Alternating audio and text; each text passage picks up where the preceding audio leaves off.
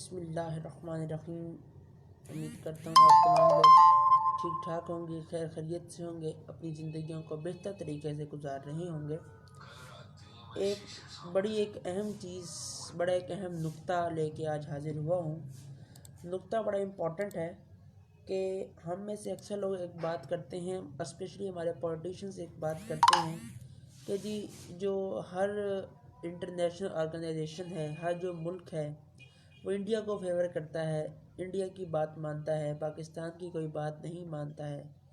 और साथ हम ये भी उसकी जो एक लॉजिक हमारे यहाँ प्रेजेंट की जाती है वो ये है कि भाई इंडिया एक अच्छी मार्केट है, इंडिया एक अच्छी मार्केट है, वहाँ की पॉपुलेशन इस तरीके की है कि लोग कि वहाँ से मालिक अपना कैपिटल जनरेट कर सकते हैं, अपनी प्रोडक्ट वहाँ पर सेल करके अच्छा बेनिफिट हासिल कर सकते हैं एज़ कम्पेयर टू पाकिस्तान।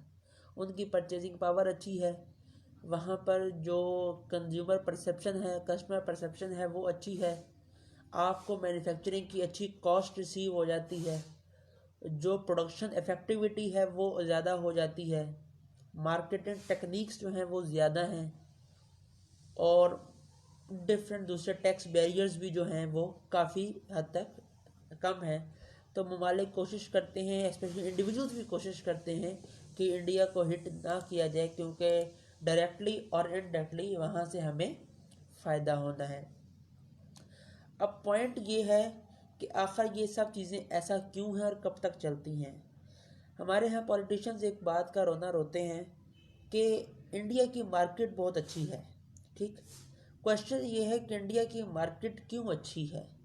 क्या वहाँ के लोगों ने मार्केट क्रिएट की है या वहाँ के पॉलिटिशियंस ने मार्केट क्रिएट की है? हमारे पॉलिटिशियंस ने ऐसा क्या किया है आज तक कि हमारी मार्केट भी अच्छी हो? पाकिस्तान के पास एक सबसे बड़ा प्लस पॉइंट है टूरिज़्म का, जिससे पाकिस्तान अच्छा खासा रेवेन्यू जनरेट कर सकता था, कर सकता है। बट अनफॉर्चुनेटली यहाँ से जो गेन की प्रोडक्टिविटी है वो उतनी नहीं है जितनी हम एक्सपेक्ट कर सकते हैं कि इतनी होगी। ठीक, हाँ, अब अगर रिसेंट टाइम में कुछ उसमें बेहतरी आ रही हो तो कुछ हद तक बात कही जा सकती है। बट पॉइंट ये है, क्या वो बेहतरी उतनी है जितनी एक्सपेक्ट हम लोग करते हैं? बिल्कुल नहीं। क्या पाकिस्तान में जॉब अपॉर्चुनिटीज़ बहुत ज़्यादा हैं? बिल्कुल नहीं। क्या इंडिया में जॉब अपॉर्चुनिटीज़ ज़्यादा हैं? बिल्कुल नहीं। जॉब अपॉर्चुनिटीज़ कहीं भी ज़्यादा नहीं है। पॉइंट सिर्फ इतना है कि शायद इंडिया का वेज रेट भी पाकिस्तान से कम है। लेकिन एक बात यहाँ पे बड़ी सोचने की ज़रूरत है। फिर हम लोग एक और बात करते हैं, ये पॉइंट्स हैं कुछ जिसको इंशाल्लाह आगे मैं डिस्कस ज़रूर करूँगा। अब हम एक और पॉइंट कहते हैं कि पाकिस्तान में अमेरिकन डॉलर इतने का है, इंडिया में अमेरिकन डॉलर इतने का है, पाकिस्तान में यूएई का जो दिरहम है वो इतने का है तो इंडिया में इतने का है। पाकिस्तान की करेंसी क्यों इतनी डी वैल्यू है, इंडिया की करेंसी क्यों डी वैल्यू नहीं है? अब इन तमाम चीज़ों के साथ एक और पॉइंट हम जोड़ देते हैं जिसे हम एफडीआई कहते हैं। एफडीआई क्या होती है? फॉरेन डायरेक्ट इन्वेस्टमेंट तो होती है, पर वो होती क्या है? वो किस तरीके से आपकी इकोनॉमी को एक पिलर प्रोवाइड करती है, इस पर ही बात करनी है। तो डिफरेंट पॉइंट्स हैं जिन पे बात करने की ज़रूरत है। अब पॉइंट ये है कि कोई भी, अगर आप एक घर भी चला रहे हैं तो घर के अंदर हर चीज़ की पॉलिसी होती है। देखें, बिजली का बिल आता है, आपको पता होता है कि ये आपने पे करना है। टेलीफोन का बिल आता है, आपको महीने से पहले पता होता है कि भाई लास्ट टाइम 3,000 आया था, इस दफ़ा भी 3,000 रुपये बिल आ सकता है। बिजली का पता होता है कि 5,000 आया था, इस साल भी 5,000, इस महीने भी 5,000 आ सकता है। यानी कि जब आप एक छोटे लेवल पे प्री कैलकुलेशन आप कर रहे होते हैं तो यही चीज़ नेशनल लेवल पे भी करनी चाहिए। ठीक, अब हम लोग एक चीज़ को पॉइंट बनाते हैं कि हम लोग ये तो कहते हैं कि गोरा ये है तो गोरा वो है, हम लोग ये नहीं कहते कि गोरा हमेशा लॉन्ग टर्म पॉलिसी बनाता है। देखिए, पॉलिसी और स्ट्रेटजी दो अलग अलग चीज़ें हैं। पाकिस्तानी जो हैं वो पॉलिसी डिज़ाइन नहीं करते, स्ट्रेटजी डिज़ाइन करते हैं। स्ट्रेटजी हमेशा शॉर्ट टर्म होती है, लेकिन अनफॉर्चुनेटली अब पाकिस्तान में स्ट्रेटजी को डिज़ाइन करने का कॉन्सेप्ट भी ख़त्म हो गया है। कि हम लोग अब स्ट्रेटजी फार्मुलेशन की तरफ भी नहीं जाते। ठीक है, होना ये चाहिए। अब क्वेश्चन हमारा बेसिक वही है कि इंडिया मार्केट क्यों है। हम लोग फिर इसी से रिलेटेड एक और बात कर लेते हैं इंशाल्लाह, उसके बाद इन्हीं पॉइंट्स को इकट्ठा करके समराइज जरूर करूँगा। एक और पॉइंट अब ये करते हैं कि हर जगह हर मुल्क में अब ये एक जिसे कहते हैं रवाज चल पड़ा है कि जो प्राइम मिनिस्टर या प्रेसिडेंट जो भी वहाँ पर सिस्टम है, पार्लियामेंट्री सिस्टम है या प्रेसिडेंशियल सिस्टम, वो अपनी 2 दफ़ा के लिए आता है, 2 मुद्दों के लिए आता है। पाकिस्तान में 1 दफ़ा के लिए आता है। लेकिन हम लोग ये नहीं देखते कि वहाँ पर पॉलिसी डिज़ाइन की जाती है, पॉलिसी पे एक्ट किया जाता है, पॉलिसी के अकॉर्डिंग स्ट्रेटजी को रीडिज़ाइन किया जाता है। हमारे यहाँ ये चीज़ नहीं होती। ठीक, अच्छा, अब जब तक आप अपनी पॉलिसी को डिज़ाइन नहीं करेंगे, आप स्ट्रेटजी फार्मूलेट नहीं कर सकते। स्ट्रेटजी फार्मूलेट नहीं करेंगे तो आप किस तरीके से अपनी इवैल्यूएशन और कैलकुलेशन करेंगे। आपको तो पता ही नहीं चल सकेगा कि आपकी एक्सपेक्टेड चीज़ क्या थी और आपकी आउटपुट क्या है, आपकी इनपुट कितनी है और आपकी आउटपुट कितनी हो सकती है। तो ये बातें तो आपको पता नहीं चल सकेंगी। ये बातें हमेशा तब पता चलेंगी जब आप एक पॉलिसी के अकॉर्डिंग स्ट्रेटजी को डिज़ाइन करेंगे, स्ट्रेटजी के अकॉर्डिंग आप अपनी एक प्रॉपर पाथवे को डिज़ाइन करेंगे। तो ये तमाम तर चीज़ें जब तक आप इसको डिज़ाइन नहीं करेंगे तो ये चीज़ें बेहतर नहीं होती। ठीक, इंडिया की बात करते हैं। इंडिया के अंदर इकोनॉमिक पॉलिसी डिज़ाइन की जाती है जो उनका प्राइम मिनिस्टर आके डिज़ाइन करता है। वो 4 साल उसी पॉलिसी, 5 साल उसी पॉलिसी के अकॉर्डिंग अपना बजट प्रेजेंट करते हैं। क्या पाकिस्तान में ऐसा होता है? नहीं होता। अमेरिका के अंदर एक ब्यूरो है जो कि बजट डिज़ाइन करता है, उसको पता होता है, वो पिछले बजट को कैलकुलेट करता है, एवेल्युएट करता है, फिर नई सजेशंस प्रेजेंट करता है। क्या हमारे यहाँ ऐसा होता है? नहीं होता।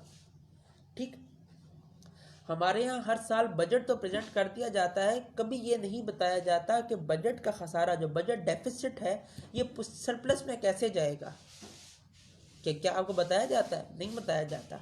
क्या ये बताया जाता है कि हमारे यहाँ जो बजट है वो इस काम के, इस डिपार्टमेंट के लिए इतना बजट रखा गया है, तो क्या साल बाद उसकी रिपोर्ट प्रेजेंट की जाती है कि इस बजट कितना था, कितना लगाया और क्या फ़ायदा हुआ।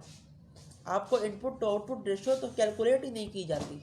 जब आप इनपुट टू आउटपुट रेशियो को कैलकुलेट नहीं करेंगे तो आप किस तरीके से अपनी फर्दर कैलकुलेशन या वैल्यूएशन कर सकेंगे।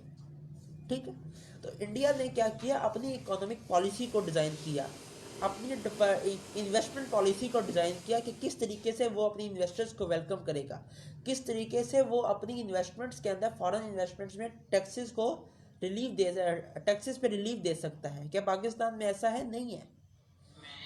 जो ज़्यादातर जो चीज़ें हैं वो पाकिस्तान से, उनकी प्रोडक्शन बाहर जा चुकी है। बांग्लादेश, बहुत सी फैक्ट्रीज पाकिस्तान से शिफ्ट हो चुकी हैं। सिर्फ क्यों? इस टैक्सेशन की वजह से। एप्पल आज तक पाकिस्तान में अपना ऑफिशियल आउटलेट या अपना ऑफिशियल फ्रेंचाइज सेंटर नहीं खोल सका। क्यों? इसी टैक्स बैरियर की वजह से। पेपाल पाकिस्तान में ऑपरेट नहीं करता, इसी वजह से ऑपरेट नहीं करता। तो ये बहुत सी चीज़ें हैं। इंडिया में ये सारी चीज़ें ऑपरेट होती हैं और ऑफिशियली ऑपरेट होती हैं। ठीक है, तो हमें ये चीज़ देखने की ज़रूरत है। इकोनॉमिक पॉलिसी किसी भी मुल्क के लिए बहुत इंपॉर्टेंट होती है, और इकोनॉमिक पॉलिसी आप तब अच्छी और खूबसूरत तरीके से डिज़ाइन कर सकते हैं जब आपकी फॉरेन पॉलिसी अच्छी होगी। और फॉरेन पॉलिसी अगर अच्छी होगी तो ही इन्वेस्टर्स आएंगे। अब अगर एक मुल्क की फॉरेन पॉलिसी अच्छी नहीं है तो वो किस तरीके से अपने दूसरे ममालिक को वेलकम करेगा कि आप हमारे पास आएँ और उसको बेहतरी करें। तो 2 पॉइंट्स मैंने डिस्कस किए, इकोनॉमिक पॉलिसी और फॉरेन पॉलिसी। अब हम बात करते हैं पॉलिटिकल पॉलिसी की। पाकिस्तान में इलेक्शंस होते हैं, जीतने वाला हमेशा इलेक्शंस को प्योर करार देता है, हारने वाला हमेशा उसको धांधली ज़्यादा करार देता है। लेकिन क्या बाकी ममालिक में ऐसा होता है? अमेरिका में जब तक जो बाइडन ने टेक ओवर नहीं किया, धरने भी हुए, हंगामे भी हुए, सब कुछ हुआ, पर क्या आज वहाँ पर किसी ने जाके धरना दिया? क्या आज जाके किसी ने वहाँ पर एहतजाज किया? नहीं किया। पाकिस्तान के अंदर पॉलिटिकल जो कंडीशन है वो हमेशा से इंस्टेबल थी और आज तक इंस्टेबल है। जस्ट बिकॉज सिर्फ एक बात है, हमारे यहाँ जो गवर्नमेंट होती है वो टेररी बेंचेस को अपना घर समझ लेती है, और अपोजिशन जो बेंचेस होते हैं वो ये कहते हैं, उनका ये ख्याल होता है कि अगर हमने कोई आइडिया दे दिया तो वो जो एक सिक्का ये खाता है वो टेररी बेंचेस के खाते में चला जाएगा कि कि इनका पॉइंट कंसिडर हो जाएगा, तो वो पॉइंट उनको नहीं देना चाहते। तो इन 3 जो मेन पिलर्स हैं जिनको एस्टेब्लिश करने की ज़रूरत है। अगर ये 3 पिलर्स अफेक्टिव तरीके से, अच्छे तरीके से एस्टेब्लिश हो सकेंगे तो ही हम भी कहेंगे कि पाकिस्तान की मार्केट एक अच्छी मार्केट है।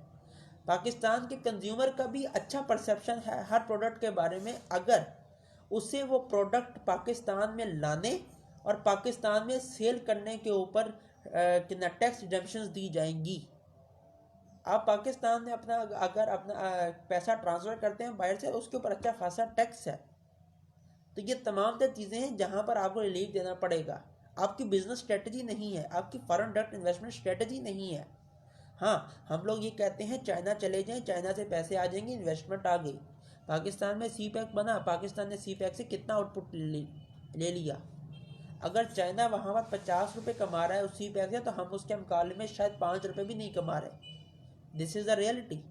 बट इंडिया ने इस चीज़ को बेहतर किया है। इंडिया ने अपनी फॉरेन पॉलिसी को बेहतर किया, इकोनॉमिक पॉलिसी को बेहतर किया है। तो ये कुछ पॉइंट्स हैं जिनको इस्टेब्लिश करने की ज़रूरत है। आई थिंक इन्हीं पॉइंट्स के बेसिस पे हम ये डिज़ाइन कर सकते हैं कि इंडिया मार्केट क्यों है। तो उम्मीद करते हैं कि आपको कुछ बातें समझ में आई होंगी। इंशाल्लाह इस टॉपिक को फर्दर प्रॉपर तरीके से भी इस पर इंशाल्लाह डिस्कशन ज़रूर करेंगे। इंशाल्लाह वीडियो भी इंशाल्लाह प्रॉपर तरीके से इसके ऊपर लॉन्च करेंगे। जज़ाकल्लाह।